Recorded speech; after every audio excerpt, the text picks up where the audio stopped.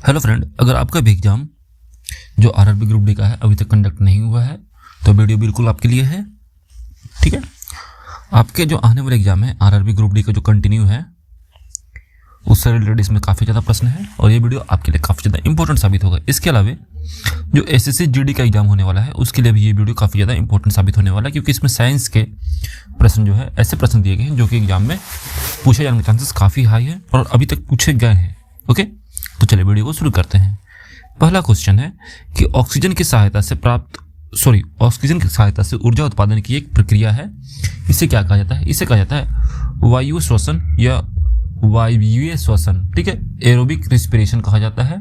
ठीक है, इसमें क्या होता है, ग्लूकोज जो है पूरी तरह से टूट के ऊर्जा बनाता है। ठीक है, साथ में CO2 बनाता है और H2O बनाता है। ठीक है, ये अवायवीय श्वसन है, इसमें जो होता है बिना वायु के श्वसन होता है।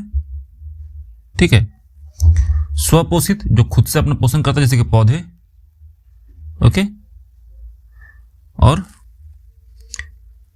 अनुवर्तक यानी परपोषित ये होता है वैसे जीव जो दूसरों पर निर्भर होते हैं, इनको परपोषी कहते हैं, जो दूसरों पर निर्भर होते हैं खाने के लिए। ठीक है, आगे बढ़ते हैं। अगला सवाल देखिए, 1 माइक्रोन बराबर होता है कितने मिलीमीटर के? तो याद रखिएगा 1 माइक्रोन जो होता है वो 10⁻⁻⁻⁶ मीटर होता है और 0.0001 मिलीमीटर होता है। ठीक है, यानी कि ये 1 मिलीमीटर का 1000वां भाग होता है। ठीक है, ऑप्शन नंबर सी सही होगा। आगे बढ़ता हूं। अगला सवाल है, गैसों के बारे में सही कथन है। तो गैसों के बारे में सही कथन है ये है कि इसका ना आकार निश्चित होता है ना ही आयतन। ऑप्शन नंबर सी सही होगा। ठीक है, ये जो गैस होते हैं कणों से मिलकर बने होते हैं। ठीक है, जिनके बीच में जो स्पेस होता है वो काफी ज्यादा होता है, इसलिए इसका आयतन फिक्स नहीं होता है ना ही आकार निश्चित होता है। ओके, आगे बढ़ते हैं। अगला सवाल है, निम्नलिखित में से कौन सी अदिश राशि है? अदिश राशि कौन सी है? अदिश राशि उसको बोलते हैं जिसमें दिशा या डायरेक्शन नहीं होता है, तो ये राशि है दाब। Option number B. ठीक है, दाब का फॉर्मूला क्या होता है? बल बाय क्षेत्रफल। ठीक है, दाब बराबर क्या होता है? बल बाय क्षेत्रफल। ओके, तो इसमें क्या है कि ये एक अदिश राशि हो जाती है। ठीक है, आगे बढ़ते हैं। अगला सवाल है, सपिंडित प्राकृतिक गैस होती है, तो ये एक नॉर्मल सी जो गैस है वो है CNG, जिसमें जनरली होता है मीथेन। Option number B. ठीक है, मीथेन जो है ज्यादातर कंप्रेस्ड नेचुरल गैसेस में होता है, यानी कि CNG में पाया जाता है। ओके, और प्रोपेन का बात करें या ब्यूटेन का बात करें तो ये LPG में सबसे ज्यादा होता है। आगे बढ़ता हूं। अगला सवाल देखिए, किस मिट्टी में केशिका सबसे अधिक प्रभावशाली होती है? तो ये होती है चिकनी मिट्टी में। ठीक है, चिकनी मिट्टी में जो केशिका होती है वो सबसे अधिक प्रभावशाली होती है। आगे बढ़ते हैं। अगला सवाल है,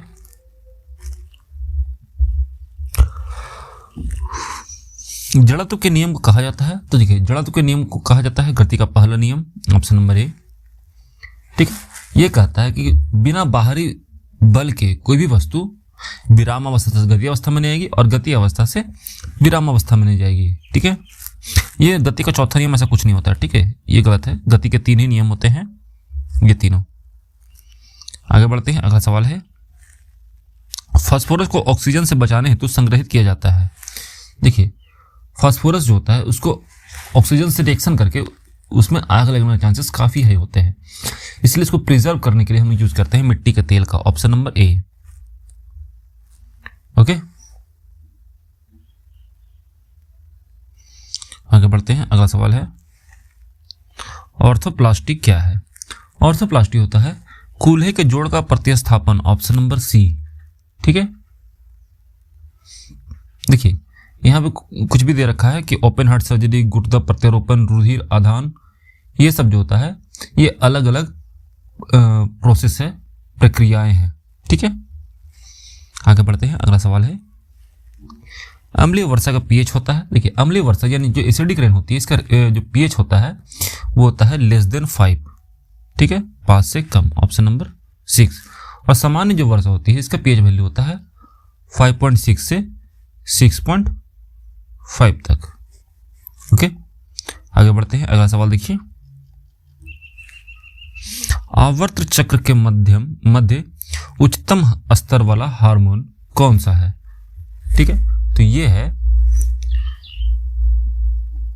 एस्ट्रोजन, ऑप्शन नंबर डी। ठीक है, आगे बढ़ते हैं, अगला सवाल है वायु के माध्यम से विमान को चलाने वाला बल।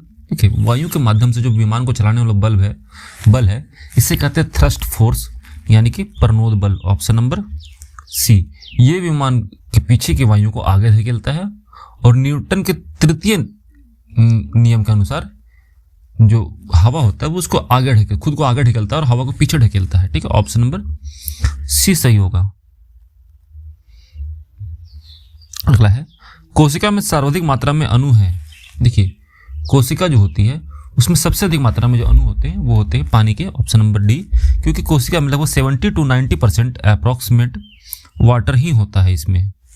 ठीक है, आगे बढ़ते हैं, अगला सवाल है सोडा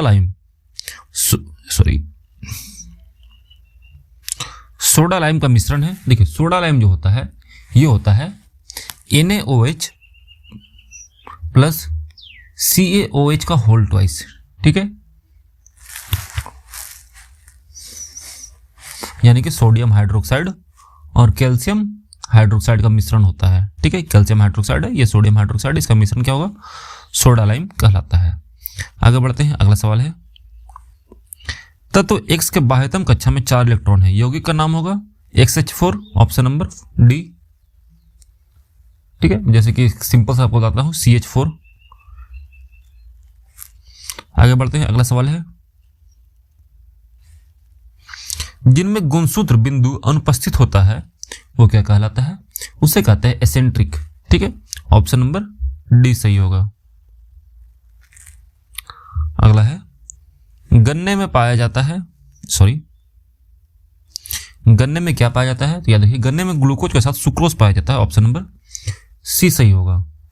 ठीक है, और सुक्रोज जो होता है इसका मुख्य चीनी का सूत्र होता है, इसके चलते वो मीठा होता है। आगे बढ़ते हैं, अगला सवाल है वृत्तीय गति में अभिकेंद्री बल द्वारा किया गया कार्य, तो ये शून्य होता है। ठीक है, क्योंकि जो वृत्तीय गति होता है इसमें टेंजेंट बनता है और इसके साथ इसका एंगल 90 डिग्री होता है, जिसके चलते क्या हो जाता है? cos थीटा 0 हो जाता है। आगे बढ़ते हैं, अगला सवाल है एक अशुशक्ति HP कितने का बराबर होता है? तो याद रखिएगा, इस एक अशुशक्ति जो होता है वो होता है 746 वाट का, ऑप्शन नंबर ए। देखिए, यहां मैं थोड़ा सा एक्सप्लेन कर देता हूं, डाउट हो रहा है आपको। देखिए, कार्य बराबर क्या होता है? वर्क बराबर होता है FS cos थीटा। मैं आपको पहले बताया कि थीटा कितना हो जाएगा? 90 डिग्री हो जाएगा, और cos 90 क्या होता है? 0 हो जाता है, इसलिए वर्क क्या हो जाएगा? 0 हो जाएगा यहाँ पे, C। आगे बढ़ते हैं, 20 नंबर सवाल। वंशगति के क्रोमोसोमवाद का सिद्धांत दिया गया था, तो ये दिया गया था प्लास के द्वारा, ऑप्शन नंबर क्रोमोसोम को जो सिद्धांत है वो दिया गया था सटन और बावेरी के द्वारा, ऑप्शन नंबर सी सही होगा। ठीक है, और मेंडल जो थे, ठीक है, वो ब्रिज उर्वरक के लिए प्रसिद्ध थे और उन्होंने अनुवंशिकता का सिद्धांत किया था मेंडल ने।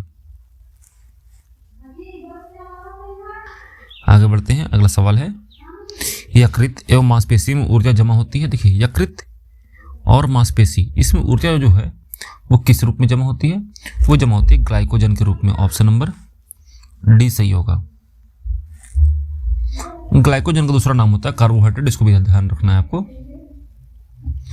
अगला सवाल है जो कक्षा 1 उत्तोलक नहीं है। कक्षा 1 उत्तोलक का मतलब होता है क्लास 1 का लीवर। ठीक है, तो कौन सा नहीं है? तो इसमें से जो ऑप्शन है उसमें पिलास में जो बीच में होता है तो क्लास 1 का नहीं हो गया, इसका हो गया। ठीक है, ये क्लास 2 का उत्तोलक है पिलास। ठीक है, इसलिए ऑप्शन नंबर बी सही होगा। अगला है मनुष्य में सबसे लंबा आहार नाल भाग, तो सबसे लंबा आहार नाल भाग होता है छोटी आंत, यानी कि क्षुद्रांत भी बोलते हैं। ऑप्शन नंबर ए सही होगा।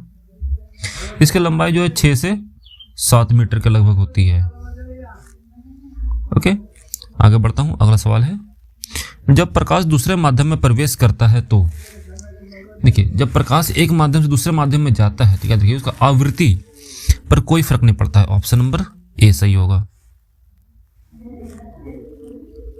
आगे बढ़ते हैं। अगला सवाल है, जलवायु परिवर्तन के कारण पहली नियोजित पलायन योजना वाला देश। देखिए जलवायु परिवर्तन के कारण पहली बार जो नियोजित किया है पूरा नियोजित पलायन वाला देश है वो है तुवालू। ठीक है, तुवालू जो है एक छोटा सा आइलैंड कंट्री है जो कि जलवायु परिवर्तन के चलते इनका कंट्री जो है डूबने वाला है, तो ये एक नियोजित पलायन की योजना चला रहे हैं। ओके, आगे बढ़ते हैं। अगला सवाल है, संसद से पारित नया विधेयक आयकर विधेयक लागू होगा। देखिए संसद से जो पारित हुआ है नया आयकर यानी कि इनकम टैक्स विधेयक वो लागू होगा 1 अप्रैल 2026 से, नया फाइनेंशियल ईयर से। अगला सवाल है, भारत के 89वें शतरंज ग्रैंड मास्टर 89th शतरंज ग्रैंड मास्टर कौन बने हैं? तो ये बने हैं रोहित कृष्णा, रोहित कृष्णा। ठीक है, ऑप्शन नंबर बी सही होगा। और कब बने हैं? ये बने हैं अगस्त 2025 में। आगे बढ़ते हैं। अगला सवाल है, देश का दूसरा सबसे बड़ा क्रिकेट स्टेडियम कहां शुरू होगा? देखिए देश का जो दूसरा सबसे बड़ा क्रिकेट स्टेडियम है जिसकी क्षमता 80,000 सीट्स की है, ये शुरू होने वाला है बेंगलुरु में। ऑप्शन नंबर ए सही होगा। आगे बढ़ते हैं। अगला सवाल है, युवा स्पार्क के संस्थापक आकर्ष श्रॉफ को मिला पुरस्कार कौन सा है? देखिए इन्हें जो पुरस्कार मिला है, ठीक है, वो मिला है प्रारंभिक शिक्षा के क्षेत्र के लिए। Option number B. आगे बढ़ते हैं। अगला सवाल है कि वाइब्रेंट विलेज प्रोग्राम 2 का बजट।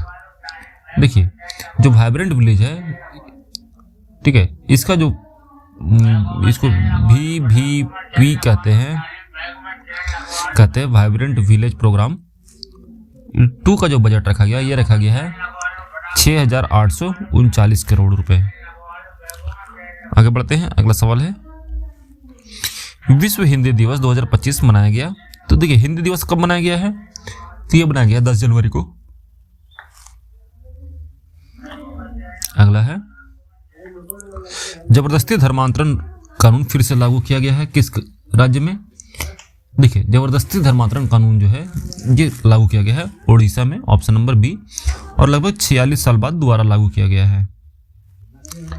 आगे बढ़ते हैं। अगला सवाल है, 150 वर्ष पूरे होने पर झांकी प्रदर्शित करने का संस्थान कौन सा है? देखिए 150th पूरा हुआ है वनस्पतिक सर्वेक्षण संस्थान का, और ये 150वें वर्ष पूरे होने पर गणतंत्र दिवस 2025 में झांकी दिखाया है अपना। आगे बढ़ते हैं। अगला सवाल है, पार्थ योजना लॉन्च की गई है। देखिए पार्थ योजना लॉन्च की गई है मध्य प्रदेश के द्वारा। पार्थ का फुल फॉर्म होता है police army recruitment training and हुनर। ठीक है, और लॉन्च कब हुआ है? जनवरी 25 में, जनवरी 2025 में लागू हुआ है। आगे बढ़ते हैं। आज का सवाल इतना ही था फ्रेंड्स, 34 प्रश्न थे टोटल। उम्मीद है कि वीडियो को अच्छा लगा होगा, और ये प्रश्न जो है आपके एग्जाम में पूछे जाने वाले हैं, ठीक है, या फिर पूछे जा चुके हैं। तो आपको ध्यान देना, सारी प्रश्नों को याद रखना है और अपने एग्जाम में मैक्सिमम स्कोर करना है, ठीक है। इसमें 34 में से आपके कितने प्रश्न सही हुए कमेंट सेक्शन में जरूर बताइएगा। मिलते हैं नेक्स्ट वीडियो में, तब तक जय हिंद, अपना ख्याल रखिएगा and finally thanks for watching.